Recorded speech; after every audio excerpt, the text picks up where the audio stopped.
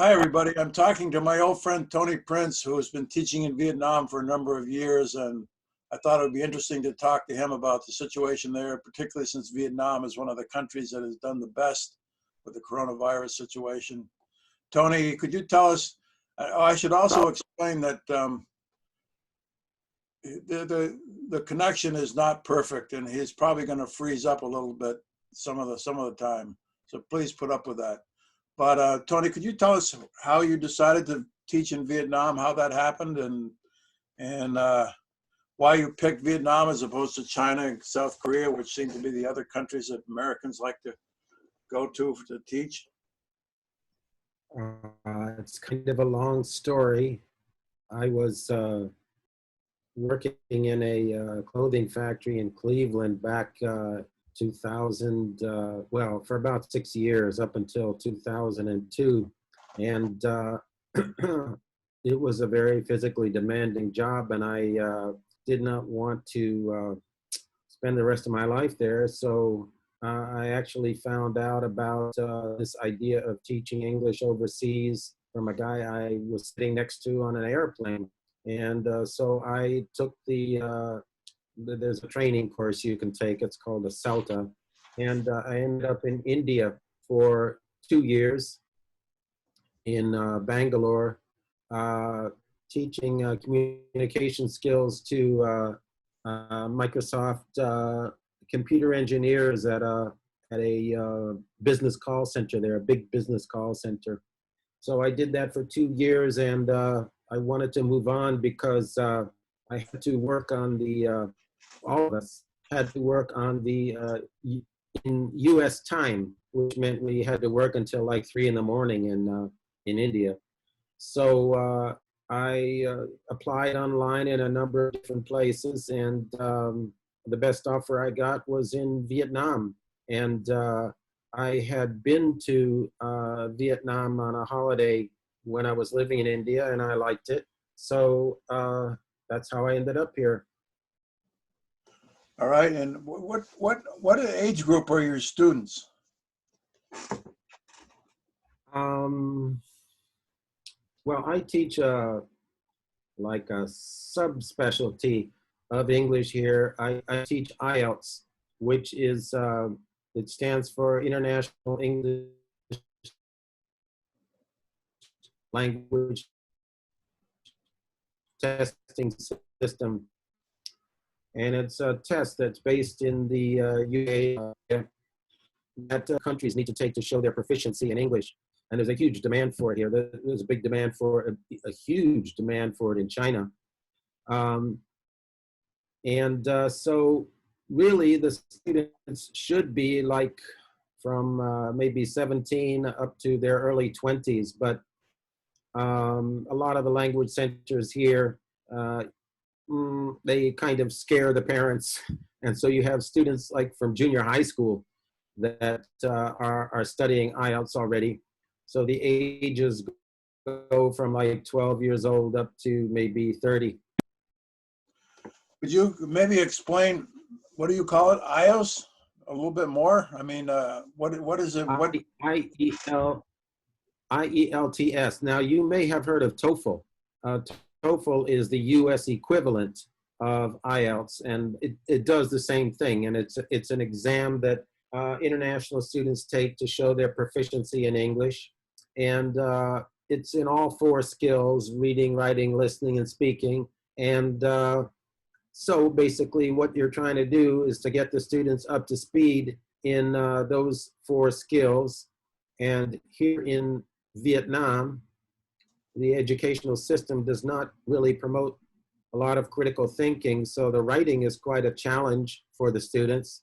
And of course, the 2 skills that are referred to as active skills, which are or productive skills, speaking and writing, always lag behind the receptive skills of listening and reading somewhat. So you have to focus quite a bit on speaking and writing. And what kind of jobs would the students be looking for once they've shown themselves proficient in English? Do you have any sense of that? Well, well, what what middle class kids in Vietnam aspire to do is to go study abroad because one, the universities in a place like Australia or England are quite a bit better than the universities in Vietnam. And also, not only that, but if you can show that you have a degree from a university in a country like that, your job prospects are far, far better than they would otherwise be. Yeah, but not now with the travel restrictions. How is that going to affect them? I would think that would be a serious problem now. Well, the travel restrictions have been in effect since February. Um, and yes, the assumption is that they're not going to last forever, and the students would be able to go study abroad, maybe in the fall, maybe still for them to improve their English skills in the meantime. They they could be wrong about that. That might be over optimistic, but I think that's the feeling now. Uh, um, do you teach other subjects like history or anything like that? Or is it just specifically English?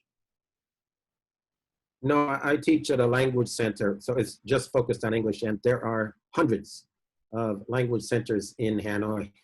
It's like mushrooms. Yeah. Um, I imagine they teach Chinese as well. What is the current attitude of the typical Vietnamese citizen to China? There's historically hostility, right? I mean, to the point in which they've established some kind of relationship to the United States to counter China. That's the word here anyway. Well, it's contradictory, and it's a good thing my wife is not in the room because as soon as you mention the word China, she goes ballistic. um, she was a young girl in the town of Lao Cai back during the very brief Vietnam-China War in 1979. And China entered Vietnam through Lao Cai. And so it was a very bloody situation. And she was a young girl at that time, and I think that has stuck with her for the rest of her life. But in general, yeah, China occupied at least the northern part of Vietnam for something like 1,000 years on and off, not all the time, but on and off. And so especially among the older generation of Vietnamese, there is a kind of what you might call a gut level reaction against China. Young people don't care so much. And while it is true that there are serious tensions between Vietnam and China, especially over the what the maps call the East China Sea or the South China Sea, in Vietnam is called the East Sea, where China claims basically higher area for its does not accept that, and neither do the neighboring countries. So, and Vietnamese fishing boats have been rammed by Chinese military vessels. But at the same time, I think it's probably still true that China is Vietnam's major trading partner. And so Vietnam has to be careful not to go too far in antagonizing China, because the economic relationship it's there and it's going to be there. You know, you can't, it's like maybe Mexico and the United States. You can't ignore that big neighbor to the north. Right, right. Okay. I had some other questions I wanted to ask.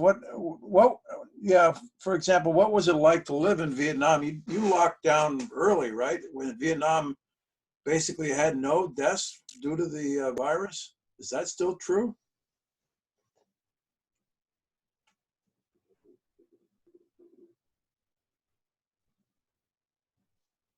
Well, you just froze up. Um, but go ahead when you get a chance. I asked Okay. again how it was during the lockdown and what was it like? Okay. Um, I think Vietnam's initial reaction was way back at the end of January. Um, and of course, being neighbors with China, Vietnam had to react very quickly, and they closed the border with China very, very quickly. But we did not go into full lockdown until April. People were discouraged from going out too much, and many people voluntarily stayed at home except to go to the market. And it was made mandatory to wear a mask. I think it's kind of funny when I read about all these people in the United States so up in arms about wearing a mask as if this was some huge burden. I can't really understand that. But anyway, we only had a full lockdown from beginning of April until April 22nd. So really only 3 weeks. And there has not been a recorded case of COVID-19 since the 16th of April in the country, except my daughter told me yesterday that some guy who flew in from England was tested positive. He's down in Ho Chi Minh City, but that's it.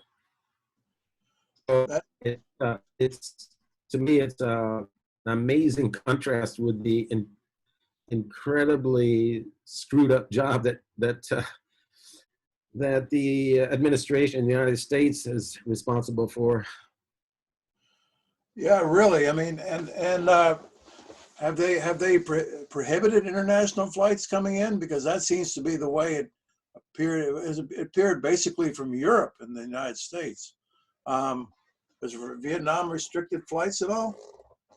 Uh, I do not know if they're totally restricted. I know Vietnamese citizens can still come into the country, but as far as just tourists coming in, you don't see that. And I know that in the case of my daughter, when she came from Europe, she and everybody else on the plane, it was a full plane and it only had like 26 people on the entire plane. And the vast majority of them were Vietnamese, and all of them had to go into 2-week quarantine in a military, it was like a military training school, to make sure that, you know, everything was safe. And that is the standard procedure for anybody flying into the country now. They have to go into quarantine for 2 weeks. And I should mention that the method that they have used in Vietnam is not mass testing. There hasn't been very much mass testing. What they do instead is anybody who tests positive, they get a list of everybody they have contacted within the previous 2 weeks. And all those people have to go into self-quarantine. And sometimes they take it 2 layers. You know, anybody that those people have contacted as well has to go into self-quarantine. So even before the beginning of April, there were neighborhoods in Hanoi that were locked down and that you couldn't go into. And the biggest hospital in Vietnam, which is here in Hanoi, Bach Mai Hospital, they had a big problem because there was the cafeteria there was a bit of a hot spot, but they were able to resolve that. Huh. And no one, and it's still true that no one has died as a result of the virus in Vietnam. Is that still true? To my knowledge, but um, I the media here is not, and the government here is not as open as some governments in other countries. But if there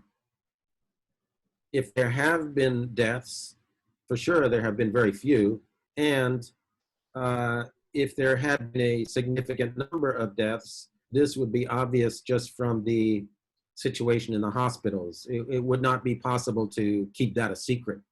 So whether it's zero or a very small number, either way, it's quite a successful campaign.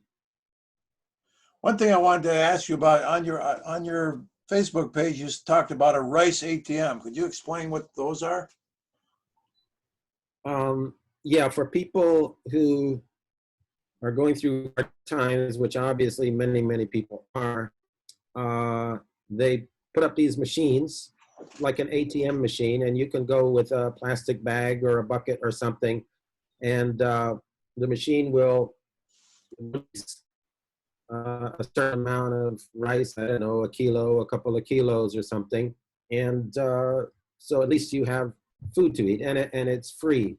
I did post one picture of that on Facebook. It turned out that that one was in Ho Chi Minh City, and it apparently there was a whole bunch of advertising on it from a big real estate company here. So I don't know if they were just advertising on it or if they actually had, if they were responsible for that particular one. But there is also one. A friend of mine told me there's also one here in the Old Quarter in Hanoi as well. So they are around the place. I have not seen one personally, but I haven't been looking for one either. Yeah. Well, speaking of photographs, you're an excellent photographer, and I'd like to try sharing some photos from your Facebook page that you took. These are black and white, but you do shoot color as well, correct? Yeah, I'm going through a black and white phase. Okay. Well, these are black and white. Here we go. Let's see if they show up okay. And I'll just flip through a few of them. I think they're quite remarkable. You really have a good eye. That one is actually, go back a second. Okay. That one is very close to our house, like maybe 100 yards from our house on the Long Bien Bridge. The woman is just coming off the Long Bien Bridge near our house. That bridge there used to be the only bridge going across the Red River in Hanoi. And during the Vietnam War, it was one of the most heavily defended places on earth. It is actually only for pedestrians, motorbikes, and a train that goes down the middle. So the U.S. was trying to bomb it all the time? Of course, because Vietnam was getting its supplies from the Soviet Union through the port city of Haiphong, and this road goes to Haiphong. Huh. Well, I'll flip what. You can comment on these photos as I go along. Where did you take this one? This one is also in my neighborhood here. Some of the most recent ones are just in the neighborhood because I did not go very far afield during this coronavirus situation. And those are just a couple of kids in a lane in my neighborhood. How about this guy? This guy, all same thing. He's a shopkeeper. He doesn't look very happy because he has no customers. He's just standing in the doorway hoping for a better day. Yeah. One thing I did wanted to ask you was, did the Vietnamese object to having their photographs taken? What is that like for you as a European American? Vietnamese people are much more tolerant of that sort of thing. You know, in the United States, it has been promoted as an ideology of individualism for a long time. So people get a little upset about this sort of thing, but in Vietnam, very, very rarely, okay? This guy, he's also in the neighborhood, and I just took his his picture because I liked his glasses. Yeah, yeah. And there's people And with these, masks. Look like they've been yeah, shot. I think so. Yeah, this is in the evening. This is a picture in the evening, and they're standing, actually, they're sitting right outside the Australian embassy. This is not in my neighborhood. This is in a different part of town. Most people do wear masks. Yeah.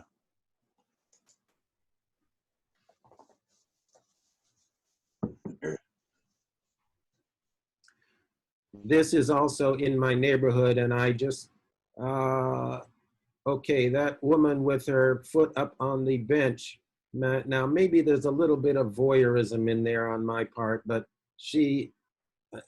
there's something wrong with her skin.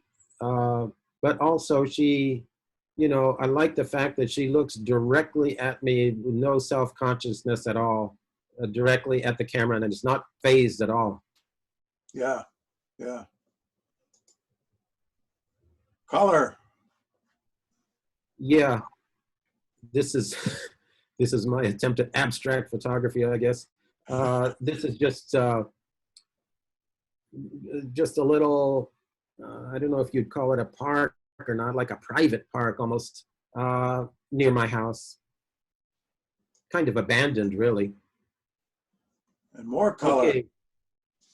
Yeah, now this is interesting because this is very close to the biggest wholesale market in Hanoi. This is at the other end of the Long Bien Bridge, and I took it from the Long Bien Bridge. Right now, the market isn't going. The market is at its busiest, from like 3 in the morning until maybe 10 in the morning. And this was early evening. But you can see all those white boxes there. Everything to the left in this picture is the wholesale market, and it's really big. Ah. Looks like a playground. Yeah, that's a little playground. I like this picture because the girl her hair is totally covering her face, and that's a place where I go sometimes on a Sunday afternoon to have a couple of beers with some buddies. Uh-huh. And this, okay, this is also in my district. The district that I live in is called the Long Bien district. And this is leading up to some soccer pitches where on the weekends especially, a lot of guys go and play soccer. And it's kind of like a wild area leading up to it. Are these fairly common around the city? Long Bien actually has a few. The Long Bien district, many years ago, people considered Hanoi to be everything on the other side of the district, and Long Bien was just maybe where a few rich people had second homes or something. Now it's very much a part of the city, but it's still quieter and not as built up as on the other side of the river. Well, thanks a lot, Tony. Those pictures are available on your Facebook page. I think they're public. I don't know, but I think you can download them. Yeah, I really enjoy them. I've seen a bunch of them over the year or two that we've been Facebook friends, and it's happy to talk to you. I don't know if you have any final comments you want to make to people in the United States or around the world.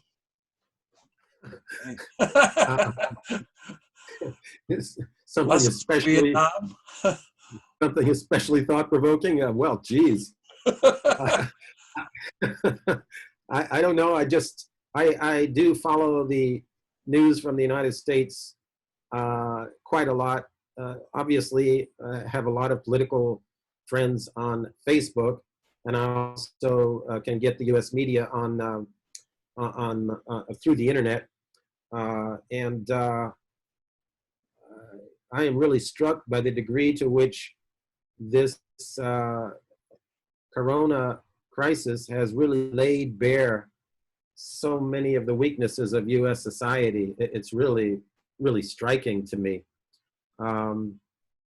In some ways, I'm glad that I'm able to look at it from a distance.